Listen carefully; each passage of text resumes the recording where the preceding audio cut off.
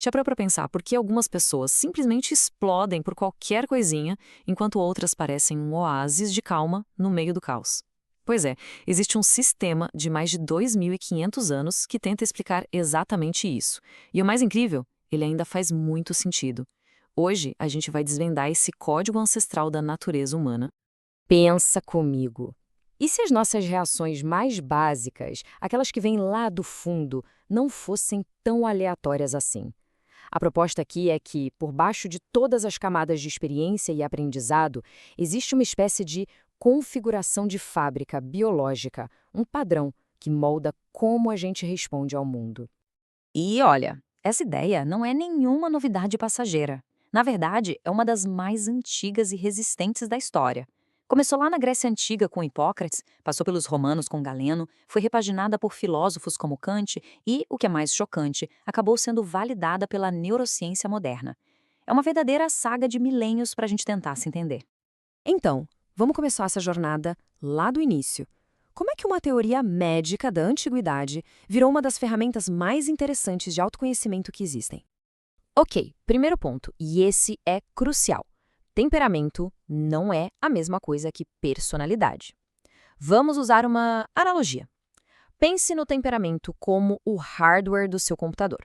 É a parte física, a biologia com que se nasce, as configurações de fábrica. A personalidade, por outro lado, é o software. São os programas instalados ao longo da vida, os hábitos, a educação, o caráter. O temperamento é o alicerce. A personalidade é o prédio que se constrói em cima.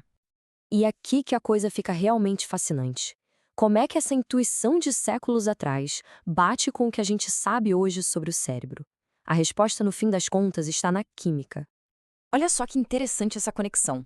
Os antigos falavam de fluidos corporais. Sangue, bile amarela, bile negra, fleuma.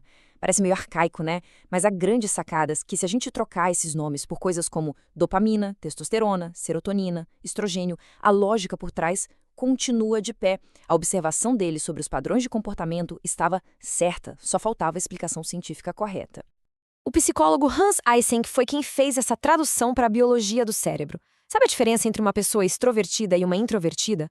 Basicamente, é um nível de ruído padrão no córtex cerebral. E a tal da estabilidade emocional tem a ver com a sensibilidade do alarme do nosso centro emocional, o sistema límbico. Ou seja, não são só rótulos, são diferenças reais, mensuráveis na nossa fiação interna. Bom, com essa base científica em mente, vamos finalmente conhecer os 4 grandes projetos da natureza humana, os 4 temperamentos clássicos. A chave para entender a diferença entre eles está aqui, nessa matriz. São só 3 variáveis: a velocidade com que a pessoa reage, a intensidade dessa reação e por quanto tempo essa emoção dura. É a combinação desses 3 fatores que define cada temperamento. Um reage rápido e forte, como o fogo, outro rápido e breve, como um flash, um terceiro lento e profundo, como uma maré, e o último, a última é como águas calmas. Então, a gente tem o colérico, o puro fogo da ação, o sanguíneo, o ar da sociabilidade, o melancólico, a terra da profundidade, cada um com forças e desafios bem claros. Mas hoje, vamos mergulhar de cabeça naquele que talvez seja o mais incompreendido de todos, o elemento água, o fleumático. E por que focar no fleumático? Simples, porque na nossa cultura, que é obcecada por velocidade e por ação, a força silenciosa da estabilidade muitas vezes é vista como fraqueza. Vamos quebrar esse mito. O fleumático é um mestre em conservar energia, e isso se manifesta em virtudes incríveis. Pense na paciência de um diplomata, na calma de um cirurgião em uma cirurgia complexa, na habilidade de ouvir que resolve uma briga de família. São a rocha no meio da tempestade. Só que essa mesma economia de energia tem um lado B.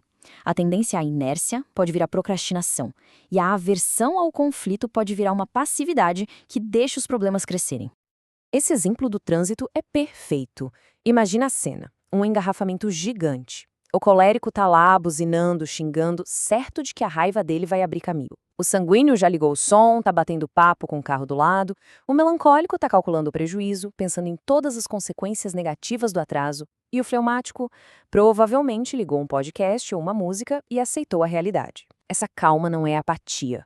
É uma forma de inteligência emocional, de saber onde vale a pena gastar sua energia. E aqui vem a grande virada de chave. A visão antiga, e até de muita gente hoje, confunde a calma do fleumático com passividade. Mas a antropóloga Ellen Fisher traz uma visão genial, chamando esse perfil de o negociador. A base disso estaria nos sistemas de estrogênio e ocitocina, que estão ligados à empatia, à visão do todo, à construção de consenso. Não é falta de ação, é uma ação socialmente muito mais sofisticada. É a força por trás de grandes terapeutas, mediadores e líderes que unem as pessoas. Então, o ponto central é este. O fleumático é o cimento da sociedade. Pensa numa equipe com um colérico cheio de ideias, um sanguíneo super criativo e um melancólico detalhista. Sem o fleumático para acalmar os ânimos, garantir que todo mundo seja ouvido e manter o time unido, a chance de tudo ir pelos ares é enorme. A paz que o fleumático traz não é um luxo, é a base que permite que todos os outros talentos possam brilhar. Certo. Então entendemos os projetos básicos, as matérias-primas. Mas isso quer dizer que estamos presos a eles? De jeito nenhum. O que a gente faz com esse conhecimento é o que realmente faz a diferença. E para mim, essa é a metáfora mais poderosa de todas. O temperamento é como um bloco de mármore que a gente recebe quando nasce. Não dá para mudar o tipo da pedra, mas o caráter é a escultura que a gente escolhe fazer com esse mármore. O temperamento não é um destino, é um ponto de partida. E o caminho do amadurecimento é exatamente esse: aprender a governar o próprio temperamento. É quando o colérico aprende a usar sua força para servir, o sanguíneo seu carisma para inspirar de verdade, o melancólico sua profundidade para solucionar problemas, e o fleumático, nosso foco de hoje, aprende a usar sua calma não para se esconder do mundo, mas para construir pontes ativamente. E isso tudo nos leva à pergunta final. Sabendo qual é o mármore com o qual se tem que trabalhar, conhecendo a própria matéria-prima, a questão deixa de ser o que eu sou e passa a ser o que eu vou escolher me tornar. Que escultura vai ser criada a partir daí?